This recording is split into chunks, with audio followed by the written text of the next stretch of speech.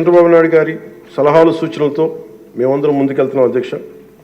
అదేవిధంగా ఎన్ని ఆర్థిక ఇబ్బందులు ఉన్నప్పటికీ ఎన్నికల్లో ఇచ్చిన హామీలని చిత్తశుద్ధిగా చేసేలాగా నిరూపించుకుని మనకు పూర్తి చేసేలాగా ఒక్కొక్క అడుగు వేస్తూ రాష్ట్ర ప్రభుత్వం పనిచేస్తూ ఉంది. అయితే 5 ఏళ్ల కాలం పాటు అభివృద్ధికి దూరమైన రాష్ట్రాన్ని ఎలాగైనా సరే గాడిలో పెట్టాలి, యువతకు ఉపాధి అవకాశాలు కల్పించాలి, ప్రజలకి కనీసం మౌలిక సదుపాయాలు కల్పించాలి, రైతు కన్నీరు పెట్టిన రాష్ట్రంగా ఆంధ్రప్రదేశ్ను తీర్చిదిద్దాలి, రాష్ట్రంలో శాంతి భద్రతలు పరిరక్షించాలి, 2047 నాటికి స్వర్ణాంధ్రప్రదేశ్ సాధించి వికసిత్ భారత్లో $2 ట్రిలియన్ ఎకానమీకి అవతరించి కీలక పాత్ర పోషించాలని ఆకాంక్షిస్తూ ఈ రాష్ట్రం అడుగులు వేస్తున్న అధ్యక్ష.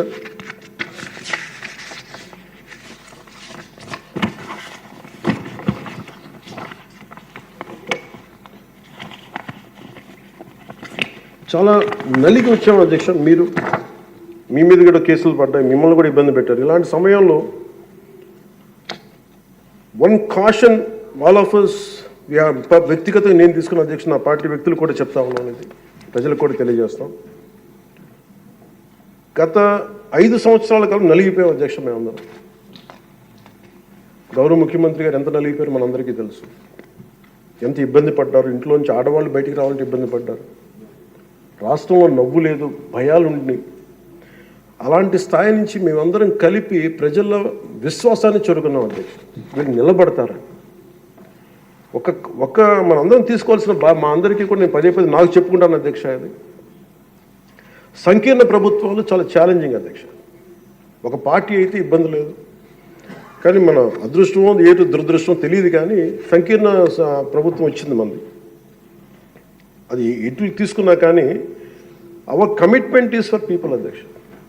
ఎన్నిసార్లు కూడా చాలాసార్లు గౌరవ ముఖ్యమంత్రి గారికి నన్ను ఇబ్బంది పెట్టి చాలామంది చాలా రకాల వ్యాఖ్యలు చేసినప్పటికీ కూడా మేము బలంగా కలిసి ఉంటాం అనడానికి ఇది వారి గురించో నా గురించో లేదంటే లోకేష్ గారి గురించి ఇంకెవరి గురించే కాదు. ఇది we have committed for people అధ్యక్ష. మేము ఆంధ్రప్రదేశ్ ప్రజల కోసం మేము నిలబడి ఉన్నాం అధ్యక్ష. ఇబ్బందిగా ఉంటాయి కొన్ని కానీ సంకీర్ణ ప్రభుత్వం కలిసి లేకపోతే మటుకు ప్రజలకి మేము ద్రోహం చేసిన వాళ్ళం అధ్యక్ష. ఎట్టి పరిస్థితుల్లో కూడా అధ్యక్ష మేము మీకు మాటిస్తున్నాం, ప్రజలకు మేము మీ ద్వారా మాటిస్తున్నాం. మాలో ఎన్ని ఇబ్బందులు ఇట్లాంటివి వచ్చినా, ఎవరన్నా మాట్లాడిన గౌరవ సభ్యులు ఎవరన్నా మాట్లాడిన మేము వీటిని అధిగమించి ప్రజల్లో మన్నను చూరుకొని 15 సంవత్సరాలు ఖచ్చితంగా మా ఎన్డీఏ ప్రభుత్వం ఉంటుంది. ఎన్ని ఇబ్బందులు ఉన్నప్పటికీ కింద పడతాం, మీద పడతాం, అవి మా ఇంటి విషయాలు అధ్యక్ష. అవి మన ఇంటి విషయాలు, అవి మన ఎన్డీఏ కూటమి విషయాలు, మన కుటుంబ విషయాలు. కింద పడతాం, మీద పడతాం, ఒక మాట అనొచ్చు, ఇంకోటి అనొచ్చు, నాకు ఏం అభ్యంతరం. కానీ ఇంకొకసారి